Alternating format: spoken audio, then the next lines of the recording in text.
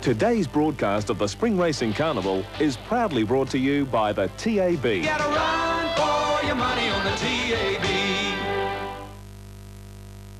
Easter Parade, Ashley's Pride, second last Zimdola, and Crash and Bellow last of all as they've bunched up now. 700 metres to go.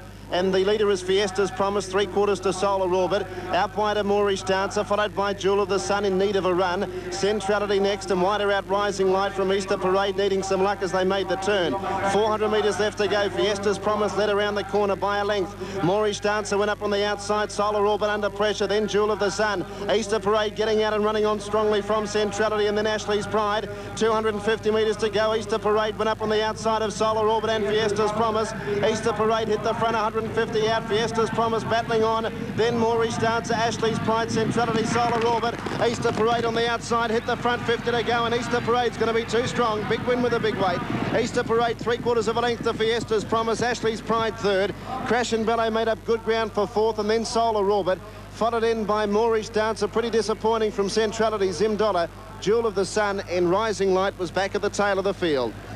Winner will be number 1 here. Easter Parade ridden by Mick Goreham. Good effort carrying the big weight, 57.5 kilograms. Formerly trained in Western Australia, Easter Parade had 18 starts before today for just 1 win but 9 minor placings. But her class has prevailed. Number 1 is first, number 9 second, Fiesta's Promise. Number 10 is third, Ashley's Pride. Fourth will be number 8, Crash and Bellow. Expected should pays 195 and 75. The winner got to the line strongly after joining in at the 200-metre point.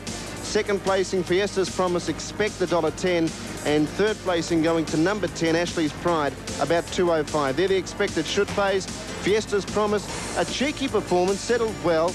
Look, the winner coming around the home turn because Moorish Dancer was under pressure, the favourite, and Jewel of the Sun couldn't take advantage of the run it got. But Easter Parade just a little bit too classy for them, ridden perfectly by Mick Goreham under the big weight and got to the line strongly. And the grey mare by Imperial Prince out of Bessie Mac has won by about 3/4 of a length. You'll find the placings are 1, 9 and 10 on race number 4 here. Alan, the next event, of course, is the big one today. It's the Bendigo Cup, the race sponsored by NEC. We'll meet you down here in the lawn area very shortly, Dan, and a terrific ride there by Mick Goreham on the top weight. We can tell you on the tote that really tumbled in late in betting. Plenty of money for the top weight there in Easter Parade, which is at its last start here on the Bendigo track, ran 5th of 14 at 14 to 1 with 59 kilos. So the horse has certainly carried the weight this afternoon, and a beautiful ride there by Mick Goreham. We can tell you here in Bendigo this afternoon for racing that the temperature is around 17 degrees. It's a fine sunny day with just a light breeze keeping this crowd of more than 15,000 a little bit cool out under the sun. So it's going to be a terrific day for the Cup. A barometer reading 1,014, the wind is light at the moment, a temperature of 17. And the track rating for the Cup today is fast. Let's go down with Rob Gaylord, who has the winning trainer, Eric Musgrove. Thank you very much, Alan. Yes, Eric is here with me now at the moment. Eric, you've brought this fellow across from Western Australia 3 starts ago. And success, of course, here. You ran at Bairnsdale 2 starts back. We never knew much about it, but there was a little bit of a move in the ring to say that you were confident. Oh, no, she's a very honest mare, and she's probably just been looking for a little bit more ground. And her first 2 runs were quite pleasing, and she's gone with it today and done a really good job. Well, we know Eric Musgrove probably is the top trainer as far as jumpers are concerned. Now we start to see him having a lot of success in the flat. What made you bring this mare across? Oh, well, I just... she looked a very honest and consistent mare, and there's a fair opportunity in mares races in Victoria. There's a hell of a lot of them, and she looks like she might get a bit of ground and be sort of suitable to some of the races here through the autumn. Well, Eric, good luck. And Alan, a good win there for Eric Musgrove. And, of course, as I said, 3 starts ago in Western Australia, and a good return to form for Mick Goreham.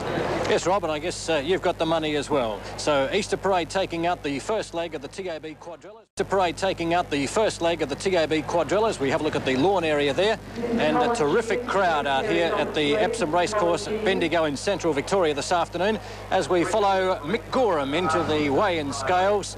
A horse that has certainly showed some promise and looking for a little bit of ground on a big spacious track, and the Bendigo circuit this afternoon certainly provided that for Mick Goreham, who hasn't had the best of luck in recent times, but it seems now that he's joined up with the Eric Musgrove stable at Cranbourne.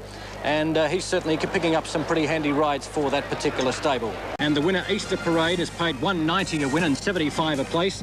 Number 9, Fiesta's Promise, paid $1.15, and 10, Ashley's Pride, $2 even, a Quinella of $6.50, and a trifecta, $131.90. Rob Gaillard has the winning jockey, Mick Goreham, with him right now. Thank you very much, Alan. Yes, Mick, nice return to form. We haven't seen much of you lately. What have you been doing? Well, I've been waiting in the back box for all the Eastern State jockeys and all the other boys there.